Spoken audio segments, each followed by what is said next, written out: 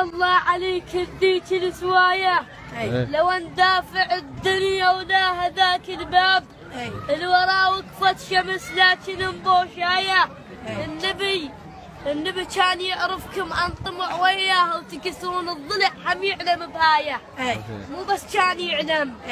كان قلبه كبير لحد ما مات ما سمعكم حكايه قضى عمره يخيط وانتم تفدقون قضى عمره يخيط وانتم تفدقون الوصيه بعلي بس ياهو مش برايه علي مكمل كتابه وخاتم الرحمن وكتبكم دمج صارت بيع وشرايه علي مكمل كتابه وخاتم الرحمن وكتبكم دمج صارت بيع وشرايه لو انعد كم قصص كان احترمت الدار كانت الرسول اشرف مصلايه حرمت طلعتكم يلا مولانا يلا احسنت حبيبي يلا بعد الطويله يلا بعد قلبي يلا بعد يلا بعد قلبي يلا ميلو يلا حرمت طلعت لكم بذرة الله الصير يلا جد بدل بول القلب وصلت الزلايه يا عم لا تقول لي شكو ماكو زلم بالبيت لا عم لا الزلم كانت موصايه يطبون على حيدر مقبل ويسيب يجيهم الوصيه تقلب هدايا ولو علمتنا ويا الفقار يقولوا لك وادم كانت هوايه التاريخ المزيف لازم نقاضيه التاريخ المزيف لازم نقاضيه ضمج السوالف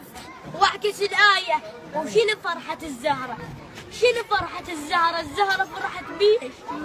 شنو فرحة الزهرة؟ الزهرة فرحت بيش